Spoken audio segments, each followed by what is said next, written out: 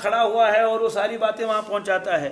اللہ تعالیٰ فرماتے سنو، جب وہ کپڑا اوڑھ لیتے ہیں، کپڑا ڈالتے ہیں اوپر، اس وقت بھی مجھے معلوم رہتا ہے. اور ما یسرون ما یعلنون، اللہ تعالیٰ جانتا ہے جو وہ چھپاتے ہیں اس کو بھی میں جانتا ہوں، جو وہ ظاہر کرتے ہیں اس کو بھی میں جانتا ہوں. کیوں؟ انہ علیم بذات الصدور، وہ اللہ تبارک تعالیٰ تو دل کے چھپے ہوئے رازوں کو بھی جانتا ہے. اس کا ایک مطلب تو یہ ہے، بالکل صحیح ہے. دوسرا مطلب کیا کہ صحابہ کرام کے اوپر اتنا غلبہ ہو چکا تھا اللہ تبارک تعالیٰ کے استحضار کا، صفت احسان کا، گویا حیا کا غلبہ اتنا ہوتا تھا. جب وہ بیت الخلاء میں جاتے تھے وہ یہ سوچتے تھے ہم کیسے استنجا کر لیں گے، اس لیے کہ ہمارا تو سطر تو کھل جائے گا. تو اب اس چیز کو وہ چھپانے کے لیے کہ زیادہ سے زیادہ ہم چھپے رہیں، تو اس طرح سے وہ سینوں کو دوہرا کر کے کیا کیا کیفیت ہوگی، اس طرح سے بیٹھ کے وہ کیا استنجا کر لیتے تھے. ادھر کپڑا رکھ لیا، ادھر کپڑا رکھ لیا، وہ زبردست اس طرح سے کرتے تھے. یا اسی طرح سے وہ کسی حال میں بھی غسل کے اندر ان کو پریشانی ہوتی تھی، اس طرح سے دوسری چیزوں کے اندر بڑی تنگی ان کے اوپر آ جاتی تھی. استحضار ایسا ہوتا تھا کہ شرم آتی تھی کہ اللہ تعالیٰ دیکھ رہے ہیں ہم کیا کریں گے. تو اس پر یہ آیت نازل ہوئی، دیکھ لو یہ اپنے سطر کو چھپانے کے لیے اس طرح سے اپنے بدن کو دوہرا کر لیتے ہیں تاکہ اللہ سے چھپے. تو اللہ تعالیٰ فرمایا کہ مجھ سے تو کوئی چیز چھپتی نہیں ہے. جب یہ بستروں میں ہوتے ہیں، بستروں کے اندر ہوتے ہیں، اگر چاہے بستر اوپر سے لگا ہوا ہے لیکن تب بھی تو یہ میری نگاہوں میں ہوتے ہیں. گویا بتا دیا کہ ایسے کرنے کی ضرورت نہیں ہے. حیا کا غلبہ بالکل صحیح ہے، لیکن یہ جو تم نے تنگی اپنے آپ کو تنگی میں ڈال دیا، شریعت یہ نہیں چاہتی. اس لیے اللہ کے نبی صلی اللہ علیہ وسلم کو فرمایا کہ حیا تو بالکل اچھی چیز ہے، حیا ہونی چاہیے. اسی لیے کتابوں میں لکھا ہے تنہائی میں بلا وجہ جو ہے آدمی ننگ دڑنگ ہو جائے گا، اس کی اجازت نہیں ہے.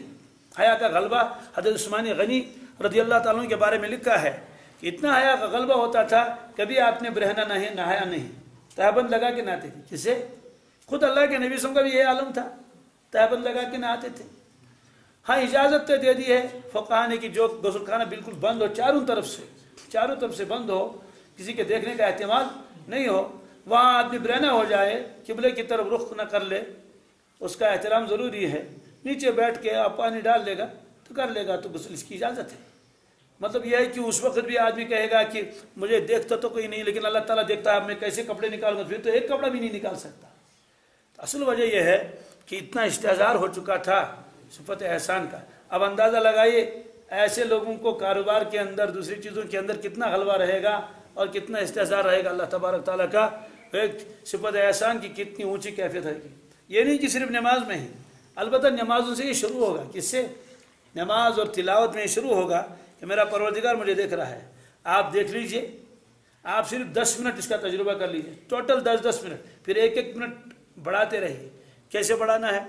آپ کہیے 9 بجے سے لے کر 9:30 بجے تک یا 9:15 بجے تک آج میں پورا یقین کر لوں گا میرا پروردگار مجھے دیکھ رہا ہے. صرف 15 منٹ. آپ دیکھیے وہ 15 منٹ کیسے گزریں گے، ایک عجیب کیفیت کے ساتھ گزریں گے، ہے نا. 15 منٹ میں آپ کی زبان سے غیبت نہیں نکلے گی. 15 منٹ میں اگر چاہے آپ بازار سے نکلیں گے، گزریں گے، تو بالکل آپ کی نگاہ جو خیانت نہیں کرے گی. ان 15 منٹ میں آپ اگر کوئی بات کرنا چاہیں تو بڑی سنبھال کے کر لیں گے. ان 15 منٹ میں کوئی کیسے بھی شخص ہو دھوکہ دینے والا، کم از کم ان 15 منٹوں میں دھوکہ نہیں دے گا. اس طرح سے یہ بڑھتے بڑھتے چلا جائے گا. یہ کیفیت پھر اس کو بازار میں بھی ساتھ رہے گی، دکان میں بھی ساتھ رہے گی، اگر وہ آفیسر ہے تو وہاں بھی اس کے ساتھ رہے گی، ہر جگہ. چرواہا ہے تو اس وقت ساتھ رہے گی. حضرت عبداللہ ابن عمر رضی اللہ تعالیٰ عنہ سفر کر رہے تھے اور جنگل تھے، وہاں ایک دیکھا چرواہا ہے. اس سے پوچھا کہ کہا بیٹے کچھ دودھ وغیرہ پلا لو، ہے آپ کے پاس؟ اس نے کہا حضرت دودھ تو ہے لیکن بکریاں میری نہیں. بکریاں؟ اس نے کہا دودھ پلانے میں کیا رہے گا، مالک کی اجازت نہیں ہے. ماشاء اللہ، دیکھیے کتنا متقی پرہیزگار ہے. ورنہ کہتا کہ ٹھیک ہے حضرت 2 روپے 1 روپے دے دیجیے اور لے لیجیے. حضرت نے فرمایا تو بہت متقی لگتا ہے، چلو اس کا امتحان کر لیں. حضرت نے فرمایا اچھا بکری ہی دے دو. اس نے کہا حضرت میری تو بکریاں تو ہے نہیں. اس نے کہا مالک تھوڑی گنے گا، 4-5 بکریاں ہوتی تو مالک گن لے گا، یہ تو سینکڑوں ہیں. اور سینکڑوں بکریاں جب ہوگی تو کون گنے گا؟ اور اگر گنے گا بھی تب کہے گا کہ بھائی پتہ نہیں چلا، کوئی بکری ادھر سے نکل گئی ہوگی، کوئی ادھر سے نکل گئی ہوگی، کاشر پٹ گھوس پھر جائیے. تو اس جوان نے واپس کہا تو حضرت نے فرمایا کہ مالک کو کیا خبر ہے، مالک تو یہاں ہے بھی نہیں۔ اس نے کہا مالک یہاں نہیں، آئین اللہ، پروردگار کہاں گئے؟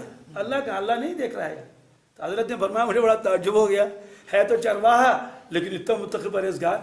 تو میں نے اسے کہا اچھا بیٹے ٹھیک ہے، آ جا کھانا کھا لیں۔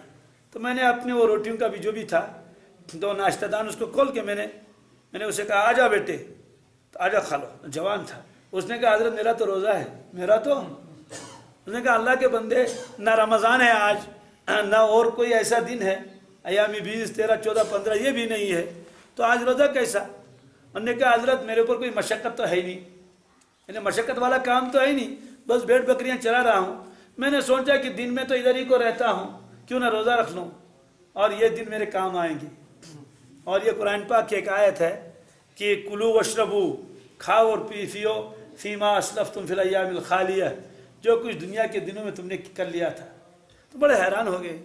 تو حضرت نے فرمایا کہ بھائی آپ کا مالک کون ہے آپ کا؟ اس نے کہا حضرت میرا مالک تو فلاں ہے۔ ٹھیک ہے۔ اس کے بعد کتنے دن ہوئے وہ تلاش کرنے گیا اس مالک سے، اسے کہا کہ یہ غلام مجھے دے دیجیے، یہ غلام۔ اس نے کہا حضرت یہ غلام تو بچپن سے ہمارے پاس رہا ہے تو جی نہیں چاہتا ہے، اس کو اپنے سے جدا کر لو۔ حضرت نے فرمایا کہ ٹھیک ہے اگر آپ نہیں دیں گے لیکن میری چاہت ہے۔ انہوں نے کہا حضرت ٹھیک ہے جب آپ چاہتے ہیں تو میں انکار نہیں کر سکتا، آپ تو بزرگ ہیں اور صحابی ہیں۔ اس نے انہوں نے کہا ٹھیک ہے حضرت اس کی قیمت اتنی ہے۔ حضرت نے فرمایا کہ کچھ بکریاں بھی تو دے دو، ان کی بھی قیمت لگا لی۔ تو بکری کو بھی خرید لیا اور غلام کو بھی خرید لیا۔ اب اس نے کہا کہ وہ غلام کہاں؟ کہا حضرت وہ تو گیا ہے وہاں۔ حضرت ان کے پاس گئے، حضرت نے فرمایا اس سے سلام علام کرنے کے بعد انہوں نے کہا فلانے میں نے یہ بکریوں کا سارا ریوڑ خرید لیا۔ اس نے کہا اللہ برکت دے دے، بہت اچھا، آپ کے مالک سے بات طے ہو گئی۔ اس نے کہا سنا میں نے آپ کو بھی خریدا کیا؟ اس نے کہا اللہ اس میں بھی برکت دے لیکن میرا جی نہیں چاہتا ہے، میں اپنے مالک کے پاس رہنا چاہتا ہوں۔ حضرت نے فرمایا لیکن میں نے تو خرید لیا۔ انہوں نے کہا چلو ٹھیک ہے جو اللہ کی مرضی ہے۔ حضرت نے فرمایا دیکھو سنو، میں نے تم کو بھی خریدا، بکری بھی خریدا، جاؤ اب میں نے تم کو آزاد کر لیا، بکریاں تمہاری ہیں، بکریاں۔ اس نے فرمایا چلو ٹھیک ہے اس میں بھی اللہ برکت دے۔ تو وہ جوان ان کو اتنا پسند آیا کہ اللہ کا ایسا استحضار اس کو ہے۔ تو خلاصہ یہ ہے کہ ایک تو ہے کہ کام ایسے ہی کر لینا جیسے کیسے ہو جائے، ایک تو ہے کہ کام جب کر لے گا اللہ کی پوری توجہ کے ساتھ، تو اس کو صفت احسان کہتے ہیں۔ پہلے زمانے کے بزرگ اس میں بہت محنت کراتے تھے، مراقبے کراتے تھے، علم یعلم بان اللہ یرا وغیرہ۔ اس کے بعد کیا؟ اس کے بعد جو زندگی ہوتی تھی وہ تو عجیب غریب زندگی ہوتی تھی۔ ان نمازوں میں اتنی جان، ان دعاؤں میں ایسی جان ہوتی تھی، روزہ بھی ویسا، تلاوت بھی ویسی، ہر معاملہ عجیب و غریب۔ نتیجہ نکلتا تھا ایسا شخص اللہ کی نافرمانی نہیں کرتا تھا۔ معصوم تو نہیں ہوتے لیکن بمشکل ہی شیطان ان پر وہ ہو جاتا تھا۔ اس لیے جب بندہ ایاک نعبد پڑھ لیتا ہے گویا کہ احسان کا درجہ اس کو حاصل ہو گیا۔ تو آپ نے خود فرمایا اگر تم کو مشاہدہ نہ ہو جائے لیکن جو ابتدائی کیفیت ہے وہ ہر مسلمان کے اوپر لازم اور ضروری ہے، وہ کیا ہے؟ فَإِلَّمْ تَكُنْ تَرَاهُ، اگر تم اللہ تعالیٰ کو نہیں دیکھ رہے ہو، فَإِنَّهُ يَرَاكَ، تو یقین جانو وہ تو تمہیں دیکھ رہا ہے۔ جب نماز شروع کر لے گا تو پوری توجہ کے ساتھ میرا پروردگار مجھے دیکھ رہا ہے، اس عظمت کے ساتھ پھر رکوع کرے گا، سجدہ کرے گا اور کس انداز سے نماز پڑھ لے گا، بتائیے نماز کیسی ہو جائے گی؟ تو اس طرح سے یہ صفت احسان کی کیفیت حاصل ہو جاتی ہے رفتہ رفتہ رفتہ رفتہ۔ اللہ تبارک تعالی ہم سب کو بھی صفت احسان نصیب کرے۔